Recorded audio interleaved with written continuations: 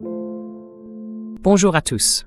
Aujourd'hui, mercredi 26 août 2026, notre cher ami, notre frère, Scott Willis, est avec nous. Bienvenue, Scott. Thanks. I had to. No knowledge what you read will lay sit down. Parce qu'il est s'éteindre. He was going to die. You're ready to go? I'm ready. Okay, let me start, Scott, with what has happened. D'accord, Scott. Commençons par ce qui s'est passé. Le directeur de la CIA se rend à Moscou. Vous savez, depuis l'élection de Donald Trump aux États-Unis, on sait que le chef du renseignement russe, Naryshkin, a déclaré vouloir rencontrer Ratcliffe en janvier 2025. Depuis, ils ont eu plusieurs appels téléphoniques pendant la guerre en Ukraine. Et maintenant, on voit le directeur de la CIA se rendre en Russie.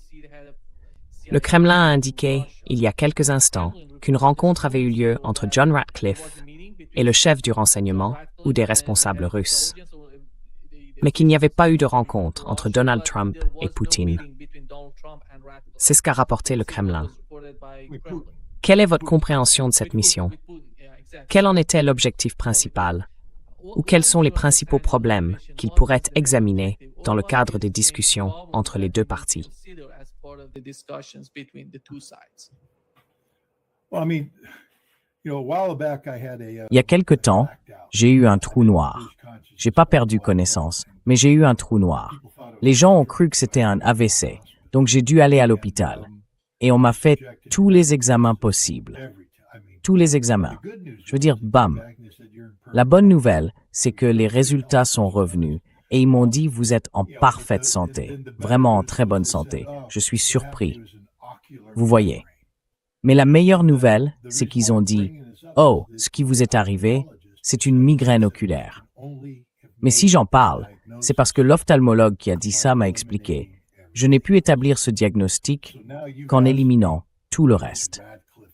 Alors, vous me demandez maintenant, que fait Ratcliffe à Moscou? Et n'oubliez pas, c'est un événement assez extraordinaire.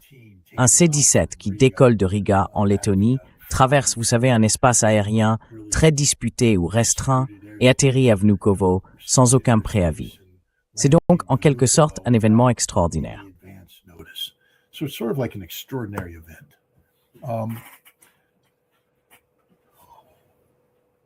The CIA director does not issue ultimatums to. Le directeur de la CIA ne lance pas d'ultimatum à des chefs d'État. Doesn't happen. Comprenez-le bien. Okay. Ça n'arrive tout simplement pas. Heads of state don't Les chefs d'État ne rencontrent pas des agents de renseignement étrangers pour recevoir des ultimatums. It's not heads of state. En tout cas, pas les chefs d'État qui comptent. All this talk. Donc, tous ces discours, et vous l'avez vu dans le Wall Street Journal, le New York Times, toutes ces histoires selon lesquelles Ratcliffe allait lancer un ultimatum à la Russie, ne mobilisez pas, n'envahissez pas davantage l'Ukraine, n'attaquez pas l'OTAN. Non, ça ne se passerait pas comme ça. C'est le genre de message qu'un secrétaire d'État transmettrait. Un ambassadeur le transmettrait, si nécessaire. Ils ont un ambassadeur en Russie. C'est aussi un message qui pourrait être adressé à l'ambassadeur russe aux États-Unis. La Russie a un ambassadeur de très haut rang aux États-Unis. Donc, toutes ces histoires, on les oublie. So, all that stuff out the window. Two, we have Scott Bessent. Deuxièmement, il y a Scott Bessent. Parce qu'on voit ce reportage ridicule publié par Hurriyet News, selon lequel, d'une manière ou d'une autre, vous savez, Ratcliffe aurait informé Naryshkin au sujet de Bessent, le secrétaire au Trésor, et de la menace de sanctions. Puis, apparemment, Naryshkin se serait senti tellement accablé par ce qu'il avait entendu qu'il aurait appelé le chef du renseignement iranien pour l'en informer. Ensuite, le chef du renseignement iranien aurait informé deux sources, qui en auraient alors parlé ouvertement dans la presse, aux médias. Or, vous êtes assez intelligent pour savoir que les services de renseignement iraniens ne parlent pas beaucoup de ce qu'ils font. C'est pour ça qu'ils sont plutôt bons dans ce qu'ils font. Ils ne parlent pas. Mais c'est pas tout. Ils ne parleraient pas non plus d'une conversation protégée avec le chef d'un service de renseignement étranger. Protected conversation with the head of a foreign intelligence service. So let's say Naryshkin did make that call. Alors, disons que Naryshkin a bien passé cet appel. On nous demande maintenant de croire que le chef des services de renseignement iranien ou quelqu'un de son entourage a décidé de risquer sa vie pour communiquer cette information à Hurriyet News. Une information qui n'en est pas une, puisqu'elle disait essentiellement que rien n'allait se passer. Mais cela voudrait aussi dire que le chef des services de renseignement iranien allait trahir une conversation protégée avec Narishkin, elle-même issue d'une conversation protégée avec Radcliffe. Donc, toutes ces conversations protégées seraient soudainement compromises pour qu'un petit média puisse publier un article qui ne veut rien dire, qui n'affirme rien. Il faut donc écarter cette hypothèse aussi. Et là, vous voyez, on commence à éliminer certaines possibilités. On commence à comprendre ce qui se passe ici. Maintenant, on se demande, Radcliffe et Narishkin ont-ils déjà été en contact par le passé? La réponse est oui, comme vous l'avez dit.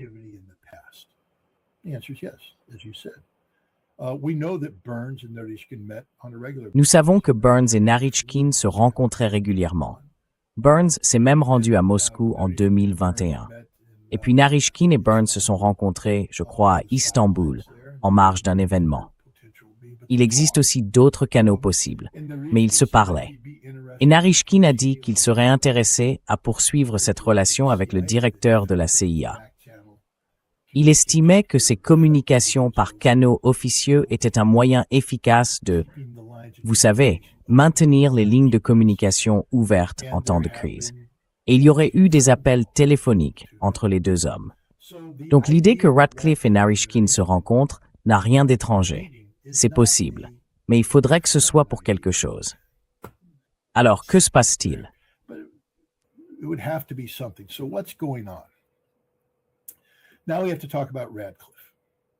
Maintenant, il faut parler de Radcliffe. Qui est Radcliffe? Radcliffe est le directeur de la CIA. C'est un homme qui dirige une agence dont la mission, depuis l'arrivée de Vladimir Poutine au pouvoir, est de faire tomber le gouvernement de Vladimir Poutine. C'est l'objectif déclaré de la CIA. Et nous savons que Radcliffe dirige une organisation qui dispose à Moscou d'une antenne opérant depuis l'ambassade des États-Unis. Elle est entièrement dotée d'officiers traitants de la CIA, hautement qualifiés, qui cherchent activement à recruter des Russes pour qu'ils trahissent la Fédération de Russie. Aux États-Unis, nous avons un FBI qui fait la même chose. Et nous avons des preuves qu'au fil du temps, la Russie a découvert divers complots visant à l'espionner.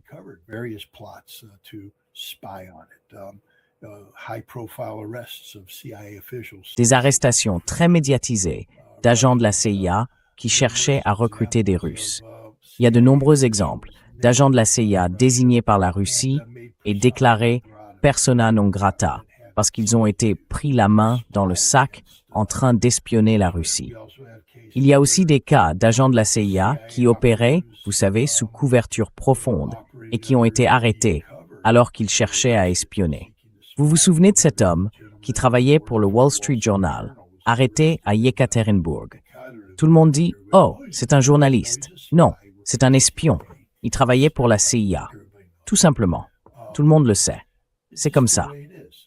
Et puis, nous savons aussi que la CIA a été à l'avant-garde de la préparation de l'Ukraine à ce conflit avec la Russie, avant même que ce conflit ne devienne un conflit.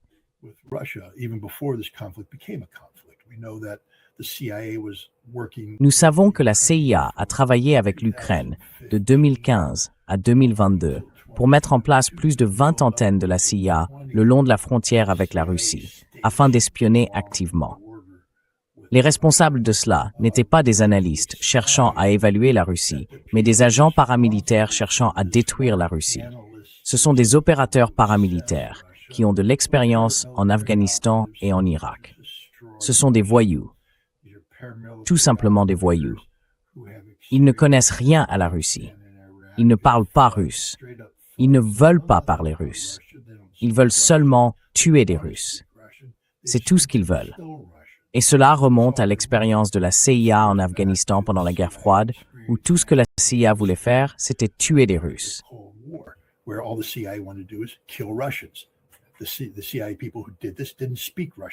Les agents de la CIA qui ont fait ça ne parlaient pas russe. Ils ne voulaient pas parler russe. Ils ne voulaient rien apprendre sur la Russie. Ils voulaient juste tuer des Russes, des agents paramilitaires. Et donc ces agents paramilitaires fort de leur succès, entre guillemets, leur succès, en Irak et en Afghanistan. On sait maintenant que c'était un échec. Mais à l'époque, quand ils tuaient beaucoup de gens, ils étaient promus. Et aujourd'hui, ils occupent le poste de directeur adjoint des opérations à la CIA. Certains sont haut placés au sein des services opérationnels et d'autres sont passés à autre chose quand on crée un centre de mission.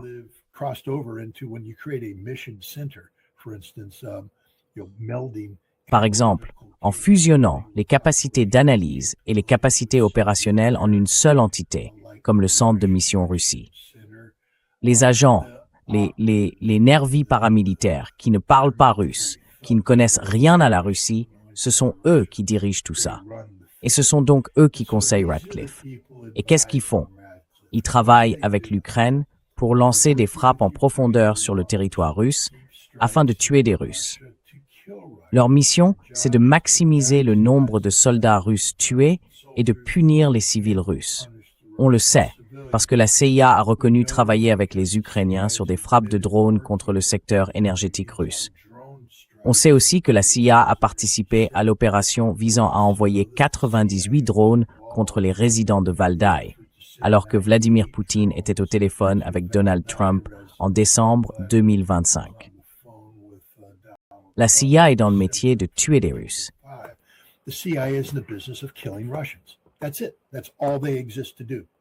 Voilà, c'est pour ça qu'ils existent. Et maintenant, l'homme qui dirige cette organisation, qui se vante ouvertement de vouloir tuer des Russes plus efficacement, et ils en ont aussi parlé récemment, est aujourd'hui en Russie. Pourquoi? Est-ce qu'il dit à Naryshkin, « Nous voulons tuer davantage de Russes » ? Je ne le crois pas. Je ne pense pas qu'on atterrisse à Moscou pour dire « Nous voulons tuer davantage de Russes ». Ce serait une conversation très courte. D'après toutes les informations disponibles, il est resté sur place environ 8 heures, dont 4 heures de réunion. Je pense qu'en réalité, le message de cet homme était « Nous voulons arrêter de tuer des Russes. Nous voulons trouver un moyen d'arrêter de tuer des Russes. Et nous avons besoin de votre aide parce que la voie diplomatique habituelle n'a tout simplement pas fonctionné. » Je veux dire, Marco Rubio n'a aucune crédibilité. Marco Rubio est tout simplement un menteur, et les Russes l'ont dénoncé. C'est très étrange d'avoir le secrétaire d'État présent à une réunion entre Donald Trump et Vladimir Poutine, où un accord a été conclu, où les Russes ont mis un compromis sur la table, et Donald Trump a dit « Oui, on peut le faire ». Puis il s'est tourné vers Rubio, et Rubio a dit « Oui, on peut agir là-dessus ». Et maintenant, Rubio affirme qu'il n'y a jamais eu un tel accord. Et Poutine dit en gros « J'y étais. Il y a eu un accord ». Donc Marco Rubio est un menteur. On ne peut pas lui faire confiance. On ne lui fera plus jamais confiance. Les deux envoyés spéciaux du président, Kushner et Witkoff. Vous savez, le petit, Laurel et Hardy. Je vais commencer à les appeler comme ça. En fait, je pense que c'est très efficace. J'allais les appeler Beavis et Butthead, mais ils ressemblent davantage à Laurel et Hardy. Donc vous savez, ce duo comique est allé là-bas, a menti aux Russes, leur a raconté des salades, et les Russes en ont eu assez. Ils étaient censés y aller ce mois-ci, en août, à la fin du mois. Et les Russes ont dit « Non, ça nous intéresse pas ». Alors Laurel et Hardy restent à la maison. Kash Patel, le directeur du FBI, est censé s'y rendre en octobre, vers la mi-octobre, pour des discussions entre services de renseignement. Quelque chose s'est passé qui ne peut pas attendre octobre, et c'est tellement important qu'on ne peut pas le confier à Laurel et Hardy avec Kushner. Qu'est-ce que c'est?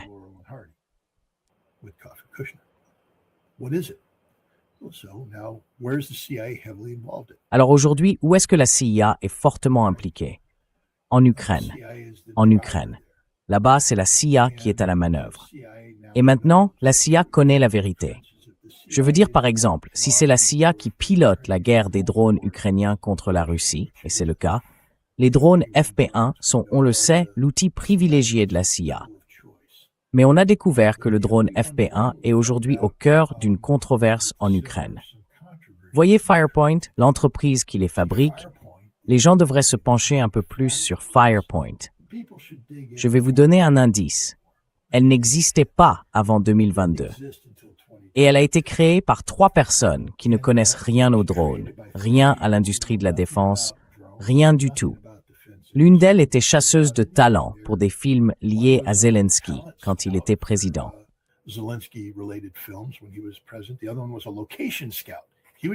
L'autre était chargé de repérer les lieux. Il allait trouver les endroits où les vidéos allaient être tournées, afin que le recruteur de talent puisse engager les acteurs qui pourraient y apparaître. Et l'autre personne était un homme d'affaires corrompu, expulsé de Russie par le FSB à cause de sa corruption. Ces 3 personnes ont un lien avec quelqu'un nommé Timur Mindish. Ce nom vous dit peut-être quelque chose. C'est un homme actuellement inculpé en Ukraine pour des milliards de dollars de fraude. Il s'est enfui en Israël, de tous les endroits possibles. Mais il essaye toujours d'acheter une participation de contrôle dans Firepoint, cette entreprise que ces gens ont créée avec $1,5 million de dollars et 0 infrastructure. Aujourd'hui, c'est une entreprise valorisée à 6 milliards de dollars, avec une infrastructure massive.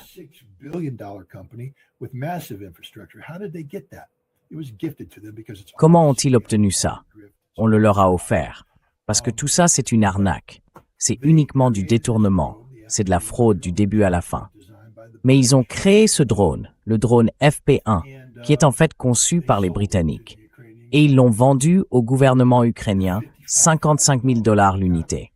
Or, ce drone coûte un peu moins de $5 000 à fabriquer. Et en réalité, une entreprise concurrente allait vendre le même type de drone au gouvernement ukrainien pour $5 000.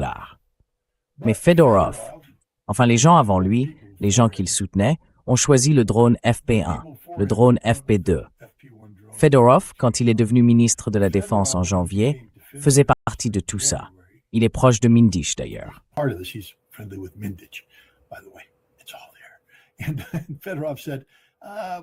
Et Fedorov a dit, nous allons détourner 60% du budget des drones vers Firepoint.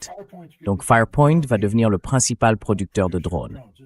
Et les gros achats, c'était les drones FP1 et les Flamingo, les FP5. Bien sûr, ils ont le FP9 en cours de développement, ainsi que le FP7 intercepte tous ces projets. Mais tout ça, c'est une arnaque.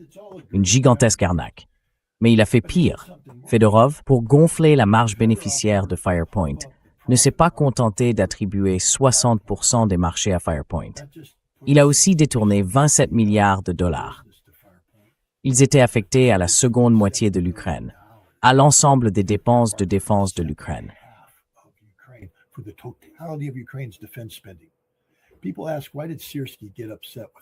Les gens demandent pourquoi Syrski s'est-il fâché contre Fedorov. Souvenez-vous, en juillet, quand Fedorov a été relevé de ses fonctions et que Syrski disait « Mon Dieu, c'est horrible ». Puis Syrski a été limogé. Eh bien, Syrski était furieux parce qu'il connaissait la vérité. Tout l'argent dont il avait besoin pour défendre l'Ukraine, avait été détourné par Fedorov vers Firepoint pour produire des drones, dans le cadre d'une campagne de drones qui ne fonctionnait pas. 1400 drones envoyés en Russie en l'espace de 3 jours. 8 ont atteint leur cible. Faites le calcul. 1400 multiplié par 55 000, ça fait un gros chiffre. Un gros chiffre pour obtenir 8 trucs qui explosent et qui n'ont aucune valeur stratégique.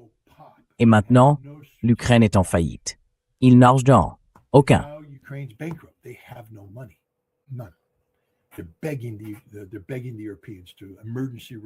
Il supplie les Européens de débloquer en urgence 30 milliards d'euros pour combler ce déficit. Sur le champ de bataille, l'armée ukrainienne est éviscérée, massacrée. Elle n'a aucune chance. Ces opérateurs de drones sont assassinés chaque jour. Avant, je disais qu'ils étaient tués. Mais maintenant, c'est un meurtre, vu le niveau de domination russe de l'espace informationnel au-dessus du champ de bataille. Je n'éprouve pas de compassion pour ces opérateurs de drones, mais ils sont assassinés. Oh, mais voici le point crucial. Ils n'ont plus d'opérateurs de drones masculins. Ils n'ont plus d'hommes. Et ils vont commencer à mobiliser des femmes, pour mourir dans cette guerre. Au cours des 6 derniers mois, durant le premier semestre de 2026, il y a eu environ 74 000 naissances vivantes en Russie. 74,000 live births in Russia. And there were like 280,000 deaths. Et il y a eu quelques 280 000 morts. C'est un ratio de 4 pour 1. Normalement, il faut, vous savez, qu'il naisse plus de gens qu'il n'en meurent pour maintenir la population au niveau nécessaire. Là, l'Ukraine perd dans un rapport de 4 pour 1. Et c'est ce qui est admis. Nous savons avec certitude qu'il y a des centaines de milliers de morts sur le champ de bataille que l'Ukraine ne reconnaît pas. Les soi-disant disparus au combat, les corps abandonnés. Les Russes récupèrent encore des cadavres dans la région de Koursk, parmi les 70 à 80 000 Ukrainiens qui ont été massacrés par l'armée russe après avoir envahi la Russie. Il y a donc des centaines de milliers d'Ukrainiens qui ne sont pas comptabilisés.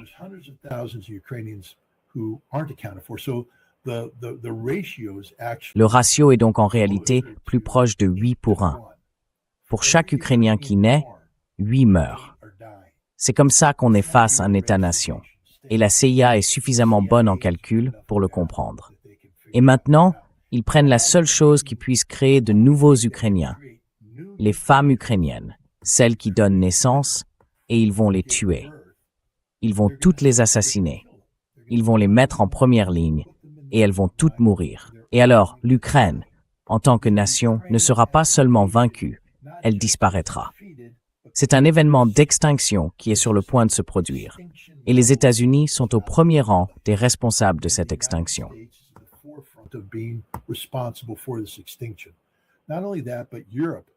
Et ce n'est pas tout.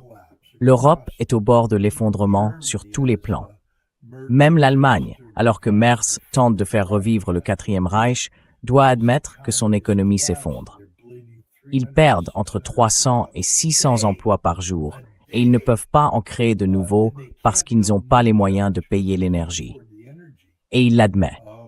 Pourtant, ils veulent, d'une manière ou d'une autre, dépenser, vous savez, 800 milliards d'euros pour reconstruire une armée allemande qui ne sera pas reconstruite. Parce que lorsqu'ils ont envoyé des convocations à plus de 300 000 Allemands en âge de servir, entre 17 ans et j'oublie 34 ou 28 ans, ou quelque chose comme ça, ils ont reçu 253 réponses positives. Donc, vous voulez construire une armée de 800 000 ou 400 000, pardon, et vous avez reçu 253 réponses.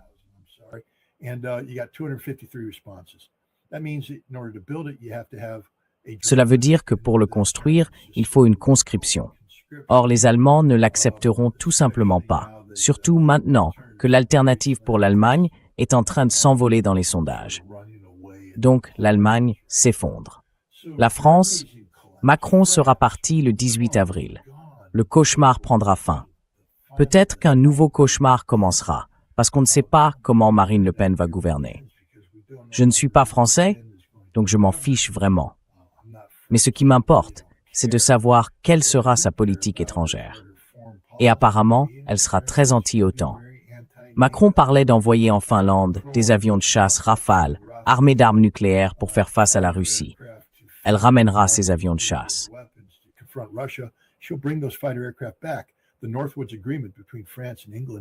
L'accord de Northwood entre la France et l'Angleterre, qui établissait une posture commune de dissuasion nucléaire, sera résilié. La France ne sera plus liée au Royaume-Uni. Donc la France est autonome. Andy Burnham, c'est juste embarrassant. Il est là, vous savez, à faire des déclarations et tout ce genre de choses que l'Angleterre n'est pas capable de concrétiser. Tout le monde dit des drones britanniques, des drones britanniques, des drones britanniques, des drones britanniques.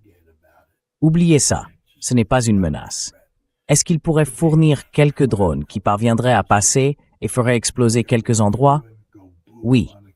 Mais tant qu'ils ne font pas exploser le Kremlin ou le théâtre Bolchoï, ça ne changera rien. La Russie est en train de gagner cette guerre, et la Russie ne sera pas perturbée par ça.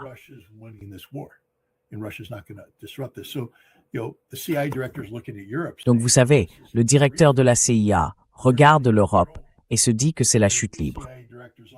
Nous n'avons pas le contrôle. Et le directeur de la CIA reçoit aussi le briefing sur les menaces mondiales. Il se rend compte que pendant que le secrétaire Bessant parle d'isoler l'Iran, c'est l'Iran qui participera au sommet de l'Organisation de coopération de Shanghai, au Kirghizistan, à la fin du mois, début septembre. Et c'est l'Iran qui participera au sommet des BRICS les 12 et 13 septembre à Pékin, entouré du monde qui compte, y compris la plus grande économie du monde, la Chine, qui ne scellera pas là-dessus.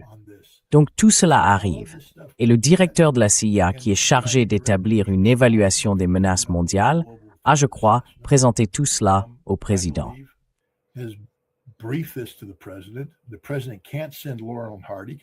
Le président ne peut pas envoyer Laurel et Hardy parce que la Russie ne les recevra pas. Kash Patel n'ira pas avant octobre. Or, le message doit être transmis maintenant, avec une gravité telle que les échanges diplomatiques habituels ne suffiront pas. C'est un sujet sensible qui doit être discuté entre les deux chefs des services de renseignement. Je pense donc que Ratcliffe est allé s'entretenir avec Narychkin sur la manière de mettre fin à cette guerre. Ce n'était pas un ultimatum. La Russie n'est pas en position de recevoir des ultimatums. Elle ne les recevra pas. Ce n'était pas non plus ramper à leurs pieds. Les États-Unis ne sont pas encore vaincus par la Russie. Donc nous n'allons pas ramper. C'était une discussion très sensible sur la manière dont la Russie et les États-Unis peuvent trouver une issue à la trajectoire sur laquelle ils se trouvent actuellement.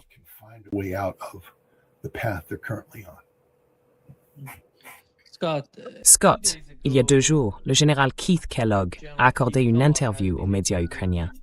Je croyais que vous aviez dit le général Keith Kellogg. Non. Il y a 2 jours, le général Keith Kellogg a accordé une interview aux médias ukrainiens.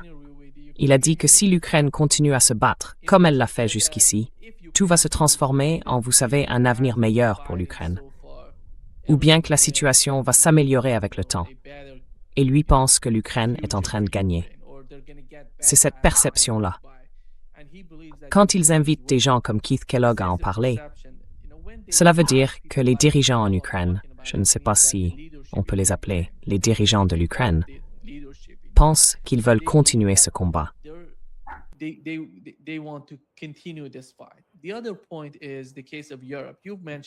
L'autre point, c'est le cas de l'Europe. Vous avez évoqué à quel point la situation économique de l'Europe est désastreuse. Mais après tout, nous avions un peu d'espoir en Europe, avec le cas d'Orban, avec le cas de... Et nous pensions que ces personnes allaient peut-être changer les mentalités en Europe. Mais le nouveau dirigeant en Hongrie dit, aujourd'hui même, il l'a dit, que la Russie est la menace, la principale menace pour leur souveraineté ou leur sécurité. C'est une Europe qui se radicalise de plus en plus.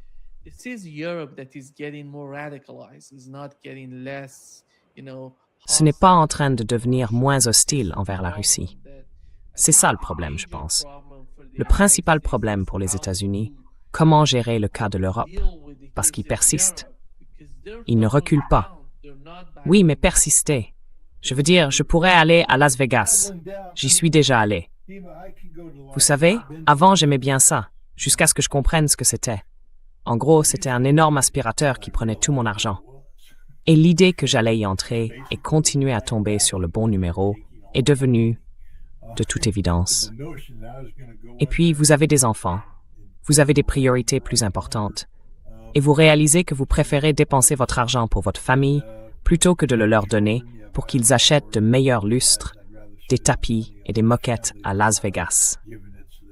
Mais vous savez, je connais très bien le fait de s'obstiner dans la stupidité, parce que je l'ai fait pendant un certain temps.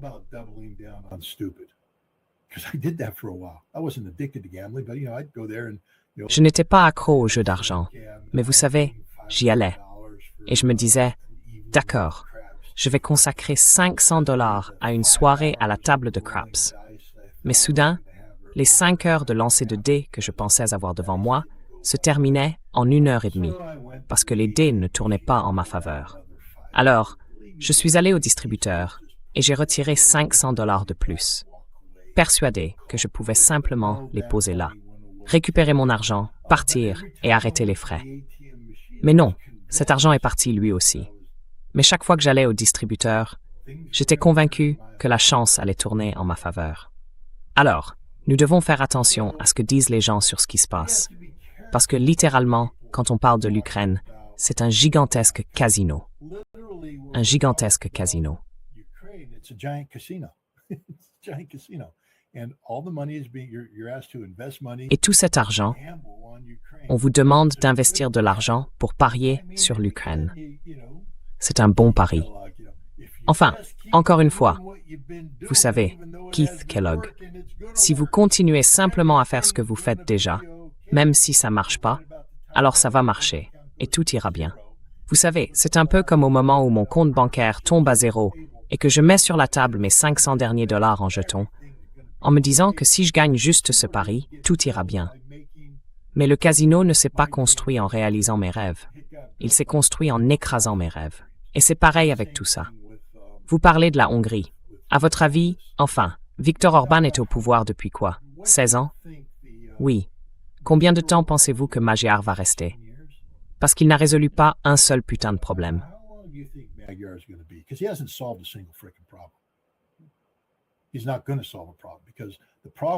Il ne va pas résoudre le problème, parce que le problème qu'il doit résoudre est lié à l'énergie. Et cette énergie ne vient que de Russie. Il n'y a pas d'alternative à cela. Alors il peut rester là, à dire tout ce qu'il veut. Il faut comprendre qu'il est désormais du côté des perdants dans cette équation. Le peuple hongrois a subi la même manipulation de son processus électoral que la Roumanie, que la Bulgarie. Les gens connaissent la vérité. Les gens savent ce qui compte. Mais quand l'Union européenne intervient et interdit l'opposition, puis déverse de l'argent, encore une fois, l'argent est le plus puissant des narcotiques. Quand vous déversez de l'argent et que vous en mettez dans les poches des gens, ils vont faire ce que vous avez besoin qu'ils fassent. C'est simplement la triste réalité de la nature humaine.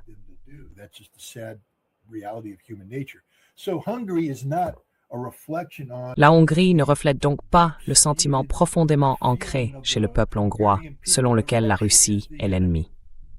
Pas du tout.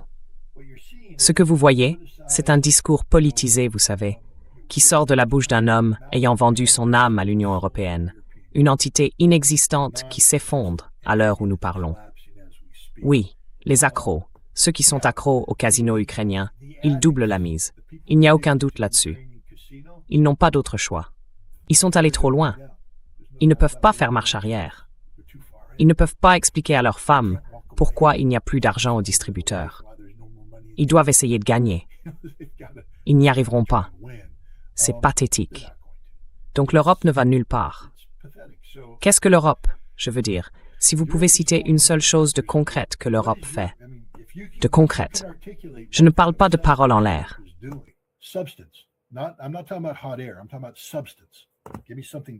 Je parle de concret. Donnez-moi quelque chose de concret. Et s'il vous plaît, ne me parlez pas de drone, parce que ce n'est pas du concret. Parce que c'est une façade. Du concret, ce sont des divisions blindées. Du concret, ce sont des escadres aériennes. Du concret, c'est, vous savez, de l'artillerie. Si vous allez me dire, oh, il leur donne juste quelques drones de plus qui font boum, ça ne vaut rien. Ce n'est pas une solution. Vous pouvez prendre 27 milliards de dollars, les réaffecter à la fabrication de drones et envoyer des drones en masse vers la Russie, à raison de 1400 tous les 3 jours. Mais quand tous, sauf 8, sont abattus, ne venez pas me dire que c'est du concret. Ce n'est pas le cas. C'est de la propagande. Incendier des entrepôts Whiteberries, ce n'est pas une victoire. Je m'en fiche, vous savez, de ce genre de choses.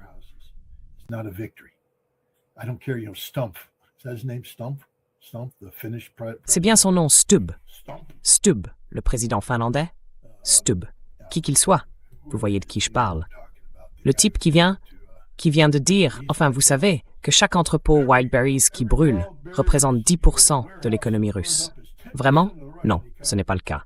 Mais c'est le genre de fiction fondée sur le fantasme, sur laquelle ces gens travaillent comme s'ils faisaient quelque chose. Et ça ferait perdre son soutien à la population russe. Enfin, selon lui, à l'heure actuelle, plus de 60% de la population russe est opposée à la guerre et à l'opération militaire spéciale. 60%. Alors pourquoi Poutine a-t-il 76% d'opinion favorable et que ce chiffre augmente? Je ne sais pas. Vous voyez, les chiffres ne collent pas. I don't know. See, the numbers don't add up. But the fact of the matter is, Mais le fait est que l'Europe, ce n'est rien. C'est un gros néant. Il n'y a aujourd'hui rien de consistant en Europe. Et la Russie le sait. C'est pour ça que la Russie va simplement laisser passer toutes les provocations en cours. C'est aussi pour ça, encore une fois, que je n'adhère pas au récit du Wall Street Journal, qui fait partie de la guerre de l'information en cours. Selon ce récit, les services de renseignement américains auraient détecté que la Russie cherchait à mobiliser entre 300 000 et 500 000 hommes après l'élection. Eh, si ça arrive, je mangerai ma chaussure en direct à la télé. Qui sait ce qui va se passer? Mais il n'y a aucune preuve de ça. Et le gouvernement russe a tout fait pour dire que ce n'était pas le cas. Ce n'est pas nécessaire.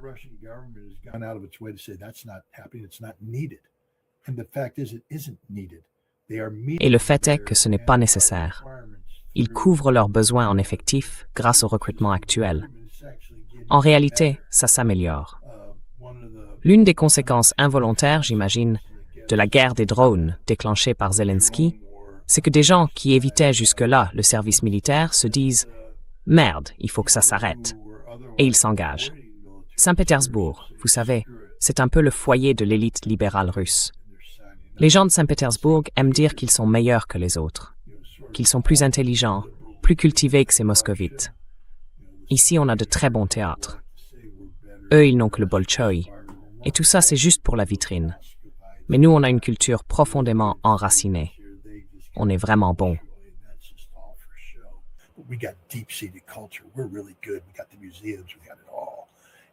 On a les musées. On a tout. Et on ne va pas faire la guerre. Enfin, voyons. Nous sommes l'élite.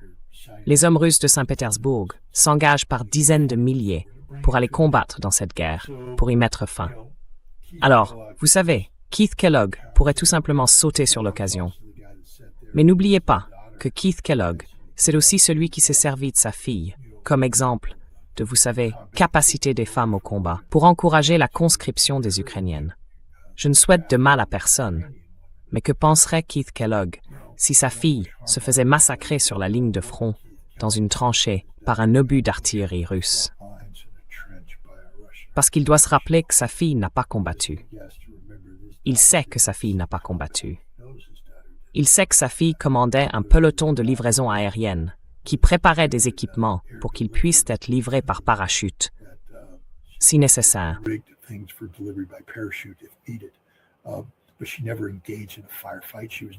Mais elle n'a jamais participé à un échange de tirs. Elle n'a jamais été mise en danger. Elle opérait depuis une base aérienne. Je ne sais pas si elle a effectué des missions de vol. Elle l'a probablement fait, parce que c'est ce que les chefs sont censés faire de temps en temps, juste pour prouver qu'ils en sont capables. Mais la qualifier de vétérane de combat, c'est absurde au plus haut point. Ce n'est pas une vétérane de combat. Elle n'a pas connu le combat. Elle ne s'est pas battue. Elle n'a pas tiré un seul coup de feu contre l'ennemi. Et elle n'a jamais été mise dans une telle situation, sauf de manière fortuite. Je veux dire, on peut toujours dire que si elle est à Bagram et que des mortiers tombent, elle aurait pu être touchée par un mortier. Mais elle n'était pas sur la ligne de front, dans les tranchées. Elle n'a pas vécu cette vie-là. Et Keith Kellogg la met en avant comme exemple. Ma fille l'a fait, donc les femmes ukrainiennes peuvent le faire. Non, Keith, elles ne le peuvent pas.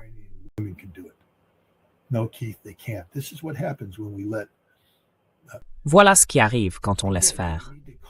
Encore une fois, il faut le dénoncer. J'ai dénoncé d'autres noms. Je ne vais pas vous mettre dans l'embarras. Vous savez quel nom j'ai dénoncé. Mais dénonçons Keith Kellogg. C'est littéralement un agent du gouvernement ukrainien. Il a été décoré par le gouvernement ukrainien pour ses services, payé par le gouvernement ukrainien pour ses services. Sa fille gagne des millions de dollars. Ce n'est pas une personne honorable. On ne parle pas de quelqu'un qui fait ça par dévouement. Elle ne vit pas dans un taudis en consacrant tout son argent à aider. Elle gagne des millions de dollars par an en servant de façade pour des activités liées à la défense au nom de l'Ukraine. Fronting for defense-related activities on behalf of Ukraine. She is literally in every C'est littéralement, à tous les sens du terme, une agente étrangère du gouvernement ukrainien. government. So Keith Kellogg aussi. Kellogg, Les gens doivent comprendre que Keith Kellogg ne sert personne d'autre que le gouvernement ukrainien. Il n'est pas enregistré comme agent étranger. J'aimerais que le FBI aille frapper à sa porte, saisisse ses comptes et ceux de sa fille pour découvrir ce qui se passe, bordel. Mais ils le savent, parce qu'ils en font partie. C'est la même chose avec Israël. Notre pays a vendu son âme à Israël. Nous avons vendu notre âme à l'Ukraine. C'est l'argent, l'argent, l'argent. Le niveau de corruption est irréel. the money. The level of corruption is unreal. But we have to stop pretending with Keith Kellogg. Mais il faut arrêter de faire comme si, quand Keith Kellogg parle, il y avait une quelconque gravité derrière ses propos. Keith Kellogg ne parle pas de... Vous savez, il emploie le terme de démocratie, mais il ne défend pas la démocratie. Rappelez-vous, le gouvernement qu'il défend en ce moment construit un panthéon de héros sur le sol le plus sacré de l'orthodoxie orientale. Quand je parle de panthéon d'héros, je parle de Stepan Bandera, de Shishkevich et d'autres. Ce n'est pas la démocratie. C'est un culte nazi. Keith Kellogg est un adorateur des nazis. Sa fille aussi. Et pourtant, nous continuons à parler comme s'il y avait, d'une manière ou d'une autre, le noble américain qui défend la noble cause d'une Ukraine libre et démocratique. L'Ukraine est une nation en voie d'extinction. Ukraine is a nation on the path of extinction. Scott, getting to the conflict in Scott, USA, venons-en au conflit en Asie occidentale. Depuis la révolution iranienne de 1979, les États-Unis exercent une pression économique énorme sur l'Iran. L'Iran a toujours été soumis à de très lourdes sanctions. Et puis, le 28 février, ou peut-être, disons, le 25 juin, quelque chose a changé à Washington. Ils ont décidé de faire la guerre à l'Iran. Ils ont dit, les sanctions ne marchent pas, faisons la guerre.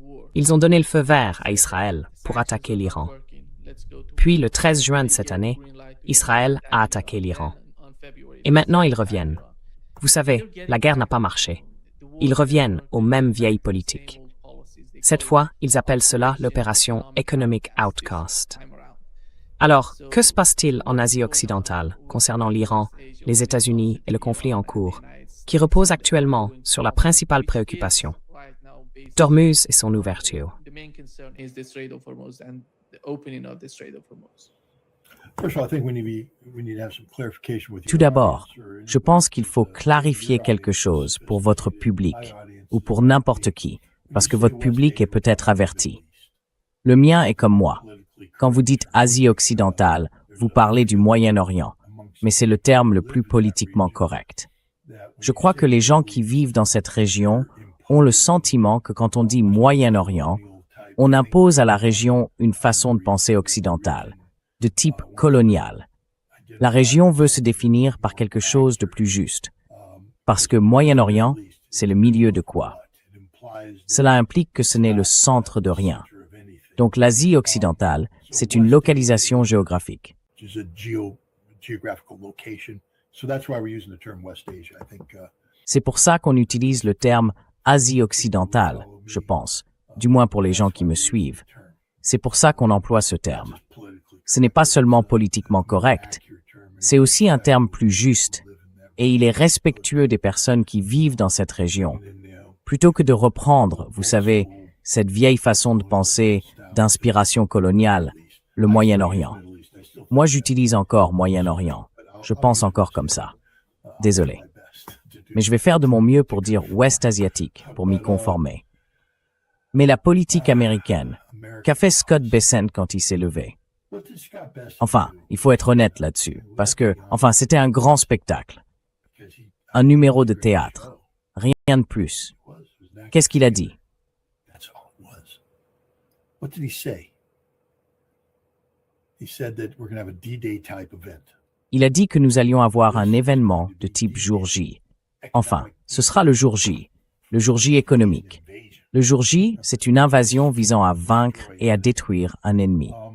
Il a invoqué le jour J, mais combien d'alliés se tenaient à ses côtés lorsqu'il a parlé? Les Européens étaient-ils à côté de lui ou les Canadiens? Vous savez bien que les Canadiens ne sont pas à ses côtés. En ce moment, le Canada n'aime pas beaucoup l'Amérique. Une grande partie de l'Europe non plus. Les Ukrainiens étaient-ils avec lui? Les Russes? Non. Les Chinois? Non. Les Indiens? Non. Personne n'était à ses côtés. Pourquoi? Parce qu'il n'a coordonné rien de ce qu'il a dit. Il l'a reconnu. Nous allons maintenant partir chercher des soutiens pour cette chose. Donc il annonce une invasion.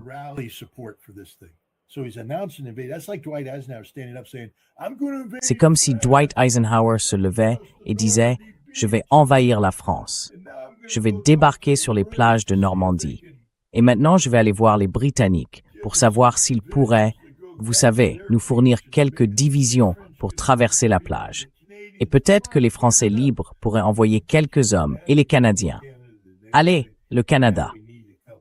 Vous imaginez aller au Canada aujourd'hui et dire « Oui, on a besoin de 2 ou 3 divisions de forces canadiennes pour débarquer sur la plage et se faire massacrer. Vous pourriez faire ça pour nous. » Bien sûr, l'Amérique. Nous sommes de si bons amis. Il était seul. Et ensuite, qu'a-t-il dit? Quand on analyse ça de plus près, quelles mesures ont réellement été déclenchées contre l'Iran? 0. Il ne s'est rien passé. Zero. Nothing's happened. Why not? We're giving them a warning. Pourquoi pas? Oh, so On leur adresse un avertissement. this is like Dwight D. Eisenhower. Ah, donc le débarquement, c'est un avertissement. C'est comme si Dwight D. Eisenhower avait averti les Allemands, « Si vous ne capitulez pas sans condition, je vais traverser cette plage avec les armées que je n'ai pas. » D'accord, donc c'est un avertissement. Et les sanctions secondaires, alors? Parce qu'enfin, il a menacé. Il a dit, « Si vous vous rangez aux côtés de l'Iran, nous vous retirerons le dollar. » Il l'a dit, « Vous retirez le dollar. » Souvenez-vous, Poutine a déclaré, « Ce n'est pas la Russie qui a écarté le dollar américain. C'est le dollar américain qui a écarté la Russie. » Ce qui a conduit à la situation où les 12 et 13 septembre en Chine se tiendra la conférence des BRICS. China. There's going to be the BRICS conference. And, gosh. Et bon sang, ils vont parler de dédollarisation à cause de la stupidité de Scott Bessent. Mais l'autre chose, c'est qu'ils ont demandé « Quelles sanctions secondaires allez-vous imposer ?» Il a répondu « Aucune. Ça ferait s'effondrer l'économie mondiale. » Donc il a menacé d'une invasion qui n'a pas lieu, qui n'aura pas lieu et qui ne peut pas avoir lieu. Parce que si elle a lieu et qu'il met à exécution ce qu'il a dit, l'économie mondiale s'effondre. Alors, qu'est-ce qui se passe ici? C'est du théâtre. Encore une fois, permettez-moi de souligner ceci parce que les calendriers comptent, vraiment. À la fin de ce mois-ci, donc lundi et au début du mois prochain, mardi, je crois que l'Organisation de coopération de Shanghai tient une réunion au Kirghizistan. Shanghai Cooperation Organization's having a meeting in Kyrgyzstan, a summit. And all the big dogs are going to be there. Talking Un serious. sommet. Et tous les gros calibres seront là pour parler de choses sérieuses, comme l'économie. L'Iran sera là. And, L'Iran sera là. nobody cares about Et ça veut dire que personne ne se soucie des menaces proférées par Scott Bessent. 12 and 13 Les 12 et 13 septembre, le sommet des BRICS se tient à Pékin. Beijing. J'aurais voulu y aller, mais j'ai eu autre chose de prévu, donc je ne peux pas. L'Iran sera là. Ils ne sont pas isolés, n'est-ce pas? Iran's going to be there. Mais ce ne sont pas les dates importantes. Les dates importantes, c'est le 24 septembre, quand Xi Jinping arrivera à Washington, dans le cadre de sa visite d'État. C'est quelque chose que Donald Trump veut désespérément. N'oubliez pas que dans le monde d'aujourd'hui, il y a un roi et il s'appelle Xi Jinping. Les États-Unis sont le prince de l'Amérique.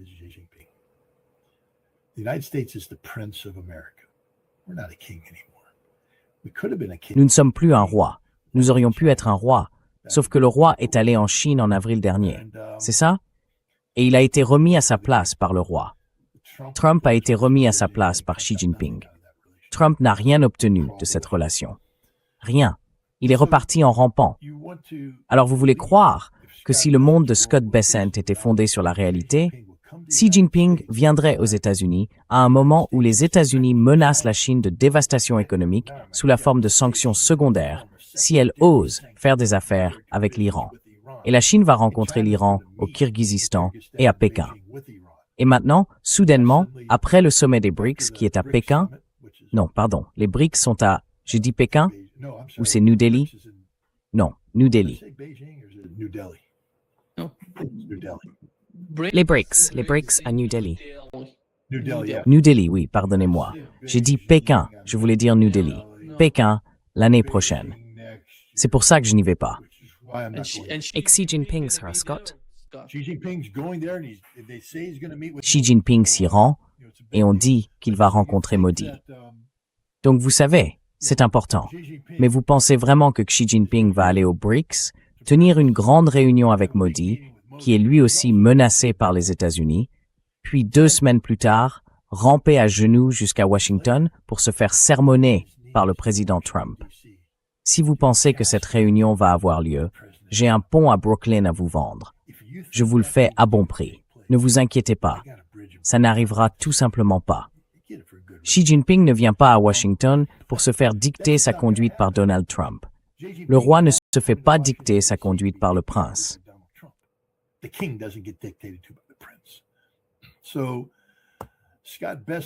Donc, Scott Bessent, quoi qu'il avance, c'est du théâtre à durée de vie limitée. Je pense que Bessent a sorti ce pseudo-communiqué parce que c'en est un. Aucune sanction n'a été imposée à l'Iran à cause de cela. Aucune punition supplémentaire, vous savez, contre l'Iran. Et aucune sanction secondaire n'est en vigueur et aucune n'a été autorisée. Bessent a fait un discours qui ne disait rien. Pourquoi? Parce qu'il veut donner l'impression que les États-Unis ont proféré une menace. Pendant ce temps, en coulisses, il y a beaucoup de négociations pour trouver une méthode qui permette de rouvrir le détroit d'Ormuz sans devoir menacer d'employer la puissance militaire américaine.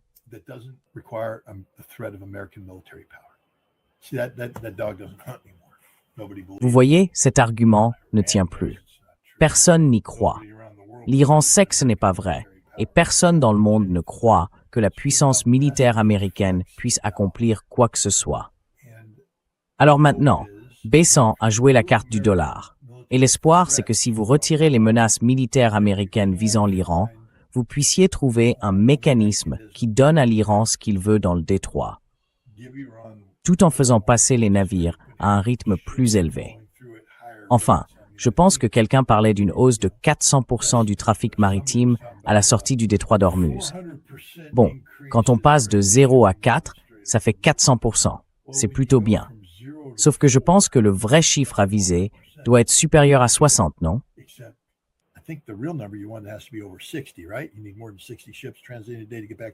Il faut plus de 60 navires en transit par jour pour revenir à la normale.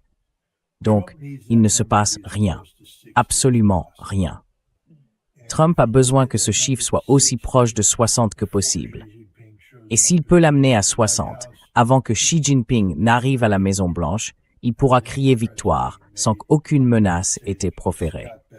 Et il pourra dire que c'est parce que Scott Bessent a menacé d'envahir le monde avec la dédollarisation alors qu'aucune menace n'a été faite puisque rien ne s'est jamais passé.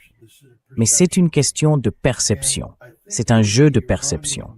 Et je pense que c'est le président du Parlement iranien qui s'est récemment rendu en Irak. Je crois qu'il est aussi le négociateur en chef. Et il a dit quelque chose d'intéressant.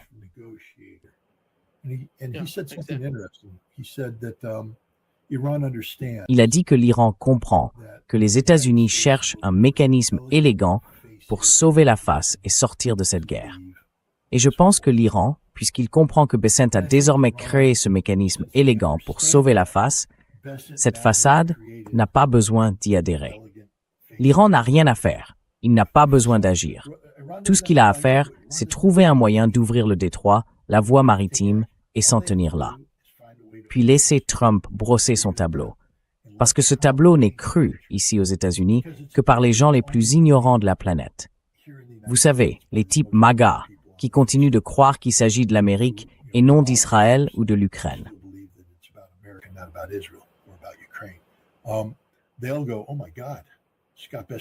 Ils vont dire, « Oh mon Dieu, Scott Bessent a parlé, le monde a tremblé, et soudain, le détroit d'Ormuz s'est ouvert. Oh, gloire au tout-puissant Donald Trump. Oh, nous nous agenouillons devant lui. » Les Iraniens se moquent de savoir si le peuple américain veut davantage se rabaisser de cette manière. Ça ne leur fait ni chaud ni froid.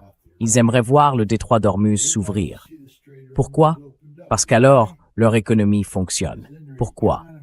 Parce qu'ils siègent au sein de l'Organisation de coopération de Shanghai et des BRICS et qu'ils veulent s'y intégrer pleinement afin d'obtenir de bons résultats économiques.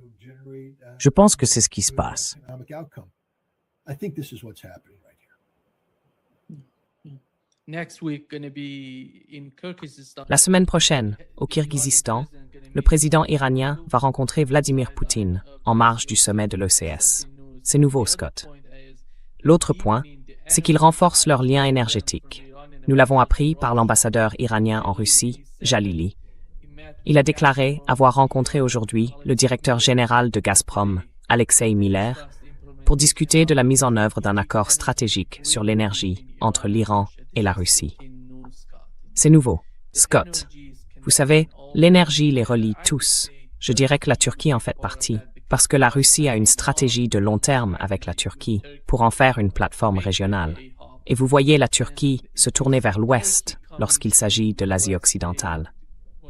Le nouveau pacte de défense, qui est en quelque sorte défensif, n'est pas tellement une question de défense. Il concerne davantage la sécurité de la région. Vous voyez, beaucoup de choses se passent, mais c'est le nouveau. Comment voyez-vous les changements en Asie occidentale et la manière dont elles se rattachent davantage au concept eurasiatique qu'au concept occidental? More than with the Western concept. I mean, this has been a long time in coming. Je veux dire, ce virage vers l'Est se préparait depuis longtemps. Il ne s'agit pas seulement de l'Iran. Je veux dire, si l'on remonte aux années 1990, beaucoup de gens en Iran disaient « Nous devons nous détourner de l'Ouest. L'Ouest n'est pas fiable, on ne peut pas compter sur lui. Nous devons nous tourner vers l'Est. » Mais il restait encore en Iran des éléments résiduels qui s'y accrochaient. Des gens qui occupaient la présidence ainsi que l'entourage du président. Mais vous savez, il y a eu cela. Et on l'a vu ailleurs aussi. Prenez la Chine. Enfin, pas la Chine. Enfin, la Chine aussi. Mais l'Arabie saoudite a compris depuis longtemps sur le plan stratégique que les États-Unis n'étaient pas un partenaire fiable.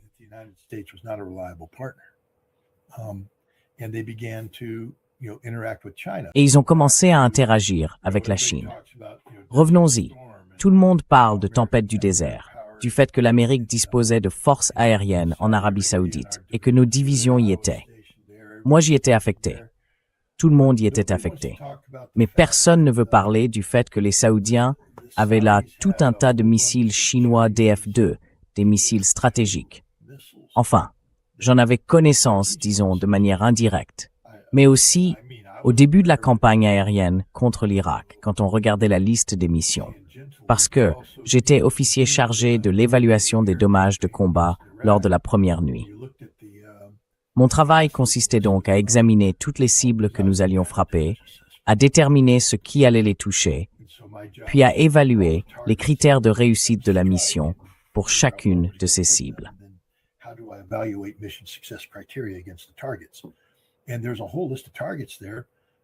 Et il y avait toute une liste de cibles visées par des CSS-2 saoudiens, des missiles chinois. Mon Dieu, les Saoudiens arrivaient en force avec leurs missiles. À la toute dernière seconde, les Saoudiens ont renoncé et ont dit non, on ne va pas faire ça, parce qu'ils ne voulaient pas. À ce moment-là, ils n'avaient pas encore été attaqués par des Scuds irakiens. Et ils ne voulaient pas provoquer ça. Puis, une fois que les Scuds irakiens ont commencé à frapper, les Saoudiens ont décidé que sur le plan de la propagande, il valait mieux être la victime que l'agresseur. Alors ils ont toujours gardé leurs missiles silencieux. Mais le type qui était le prince Khalid, le plus haut responsable militaire saoudien, l'équivalent de Schwarzkopf, vous savez, c'est lui qui avait fait venir ces missiles. Et on a compris à ce moment-là que l'Arabie saoudite avait tout un dispositif avec la Chine, distinct en assuring les États.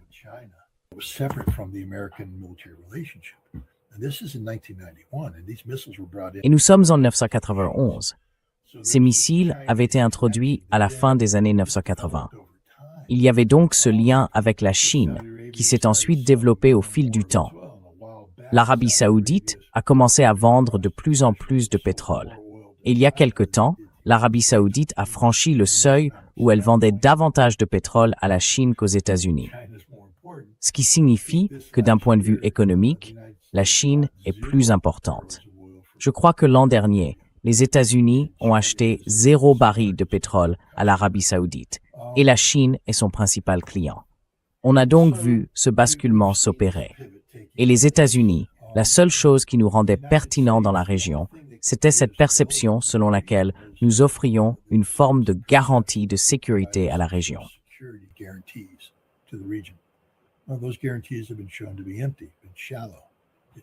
Ces garanties se sont révélées vides et superficielles. C'est terminé. Nous assistons donc à la transformation d'une région. L'Asie occidentale n'est plus liée à l'Occident de manière significative. La nation la plus puissante de la région, c'est l'Iran. Et l'Iran est désormais pleinement intégré à l'Est, à l'Organisation de coopération de Shanghai, aux BRICS, à l'Union économique eurasiatique.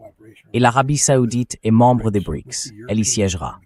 Et l'Arabie saoudite, vous savez, il faudrait que je vérifie quel est son statut auprès de l'Organisation de coopération de Shanghai. Je ne pense pas qu'elle en soit encore membre, mais je crois qu'elle pourrait être observatrice. Le Pakistan l'Est.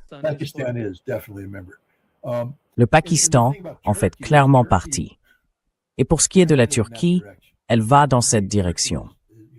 Je veux dire, la Turquie, toutes les décisions stratégiques qu'elle prend visent à tirer parti de son statut de pont entre l'Est et l'Ouest. Vous savez, on parle de ce hub énergétique qui cible principalement l'Europe, mais ce n'est qu'un moyen de gagner de l'argent. Il s'agit de faire passer l'énergie par la Turquie, d'en faire un hub énergétique et de la vendre à l'Europe. Mais si vous regardez ce que la Turquie fait avec l'Azerbaïdjan et l'Arménie, ainsi que ce projet de création du corridor de Zangezur, c'est pour pouvoir aller de la Turquie à l'Azerbaïdjan, en passant par le corridor, puis continuer vers l'Asie centrale, afin d'ouvrir une voie turque vers les marchés d'Asie centrale.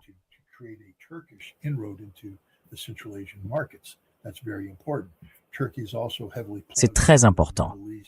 La Turquie est aussi très présente au Moyen-Orient, au-delà de ce que la plupart des Américains connaissent. On parle sans cesse de la base aérienne d'Al-Udeid, au Qatar. Mais vous savez, juste à côté de la base aérienne d'Al-Udeid, il y a une base militaire turque. Il y a des milliers de soldats turcs qui, soit dit en passant, n'ont pas abandonné le Qatar. Ils y sont toujours. La Somalie abrite une importante garnison turque. Les Turcs s'impliquent au Pound. Ils sont aussi présents ailleurs dans le bassin de la mer Rouge. Pourquoi? La Turquie est impliquée en Libye. Pourquoi la Turquie est-elle impliquée en Libye? Je ne sais pas. Vous connaissez quelque chose à l'histoire de la Libye? Vous savez, elle faisait autrefois partie de l'Empire ottoman.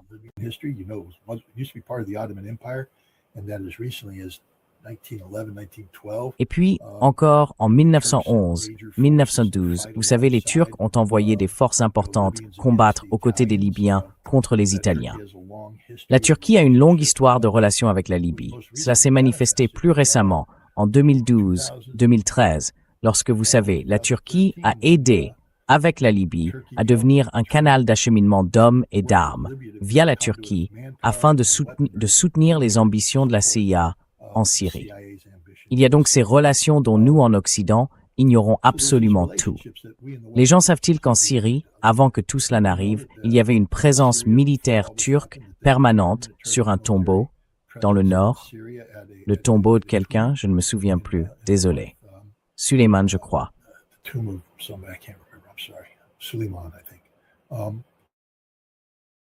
Suleiman, oui. Je veux dire, les Turcs sont partout et l'héritage ottoman est important, très important. On ne peut pas l'ignorer. Et donc, vous savez, la Turquie a tendance à se tourner vers l'Est. L'Arabie saoudite aussi a tendance à se tourner vers l'Est et nous savons que l'Iran est engagé. Nous savons aussi que le Pakistan s'est récemment entretenu avec l'Iran en évoquant l'idée d'une implication de l'Iran dans ce pacte tripartite. Peut-être pas comme membre direct, parce que l'Iran n'a pas pour habitude de subordonner sa défense. Mais il faut s'assurer que ce nouveau pacte ne soit pas perçu comme ayant été créé pour affronter l'Iran. L'Iran ne se sent absolument pas menacé par ce pacte. Et ce pacte n'existe pas pour menacer l'Iran. Donc oui, je pense que nous assistons à un basculement stratégique vers l'Est.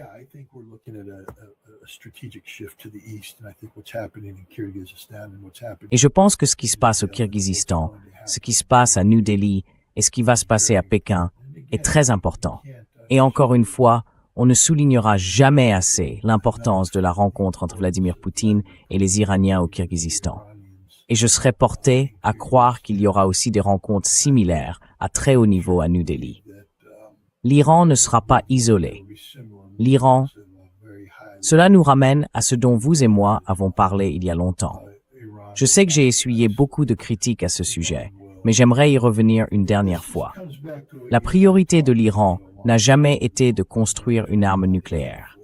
La priorité de l'Iran a toujours été de reconstruire son économie et de devenir partie intégrante du monde, parce que le gouvernement iranien répond aux besoins, aux attentes et aux aspirations du peuple iranien.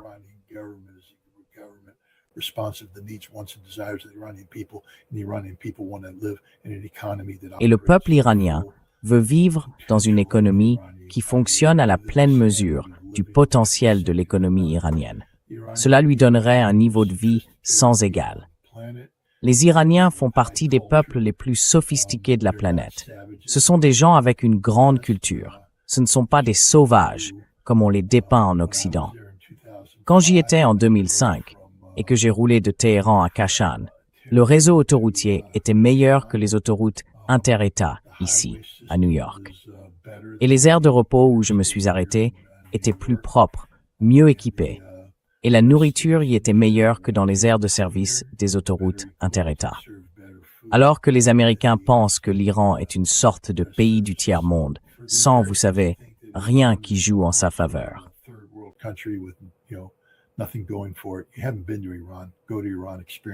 Vous n'êtes jamais allé en Iran.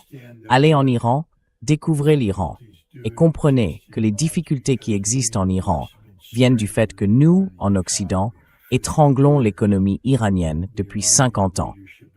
Les dirigeants iraniens travaillent sans relâche pour tenter de mettre fin à cet étranglement.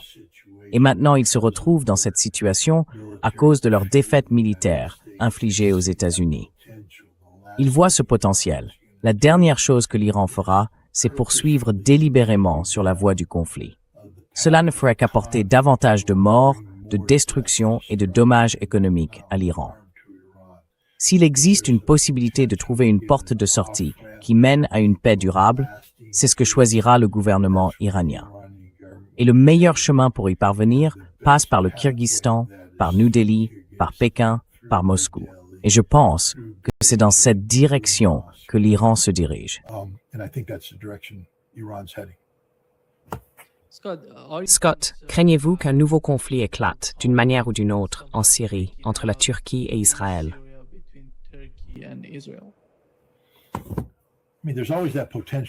Je veux dire, ce risque existe toujours, et on voit beaucoup de rhétorique. Mais regardons certaines réalités. La Turquie continue de vendre du pétrole, ou du moins de faciliter la vente de pétrole à Benaï à Israël.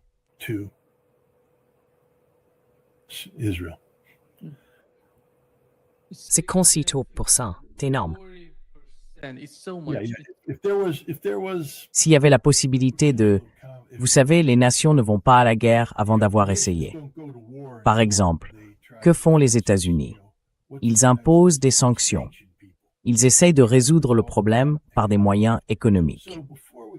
Donc avant de pouvoir parler d'un conflit majeur entre Israël et la Turquie, il faudrait voir la Turquie couper cet oléoduc. L'autre élément, c'est que la Turquie est un allié régional très proche de l'Azerbaïdjan. En réalité, quand on regarde la médiation qui a lieu entre la Turquie et Israël en Syrie, l'Azerbaïdjan et les États-Unis jouent un rôle de premier plan pour faciliter cette médiation. La Turquie est alliée à l'Azerbaïdjan. Nous avons parlé précédemment de la volonté de la Turquie de créer un corridor qui lui permettrait de se projeter à travers l'Azerbaïdjan vers l'Asie centrale. Est-ce qu'il faut trouver un autre terme que Asie centrale? Do we have to come up with a different term than Central Asia? I think, Je pense qu'on peut appeler ça l'Asie centrale, non? Parce que c'est situé au centre. L'Asie centrale, oui. Yeah. all right, so that's not necessarily D'accord. Donc ce n'est pas forcément une conséquence du colonialisme. J'utiliserai Asie centrale jusqu'à ce qu'on me dise le contraire. Mais il y a ça. Israël a traversé l'espace aérien azerbaïdjanais pour bombarder l'Iran. Ça n'aurait pas pu être autorisé si la Turquie ne l'avait pas permis. Les gens doivent y réfléchir. D'accord, par ailleurs, des bases turques, des installations radars ont été utilisées pour suivre les lancements de missiles balistiques iraniens vers Israël et ont servi d'alerte précoce pour Israël. Je suis juste là pour vous dire qu'Erdogan dit ce qu'il dit sur Israël, parce que la majorité des Turcs condamnent Israël, détestent Israël et méprisent Israël. Mais Erdogan comprend que l'économie israélienne est extrêmement fragile et qu'il a besoin que les États-Unis continuent de soutenir l'économie. Il a besoin d'un engagement économique avec l'Europe. You're right, the economy needs economic engagement with Europe. He needs all the things that come by Il a besoin de tout ce qui découle du fait de faire secrètement ce qu'Israël veut. Et n'oubliez jamais que les pilotes israéliens qui ont mené leur frappe contre l'Iran se sont entraînés dans l'espace aérien anatolien. Il y a un immense terrain d'entraînement à Konya que la Turquie a mis à la disposition des Israéliens jusqu'à il y a quelques années. Israël a répété sur le sol turc toutes les frappes qui ont lieu aujourd'hui. Les Turcs et les Israéliens ont une longue histoire de relations. Les services de renseignement turcs et israéliens travaillent très étroitement ensemble. La Turquie faisait partie de la coalition globale qui a fait tomber le gouvernement de Bachar el-Assad et a donc travaillé main dans la main avec le gouvernement israélien. Donc, je ne pense pas qu'il y ait une menace de guerre entre Israël et la Turquie. Je pense qu'il y a beaucoup de mise en scène. war. I think there's a lot of theater taking place. Thank you so Merci beaucoup, much, Scott, uh, d'être avec nous for aujourd'hui. being with us today. C'est un grand plaisir, comme toujours. As always. D'accord, merci beaucoup. Passez une excellente journée. Thank you. Merci et à bientôt, Scott. Au revoir.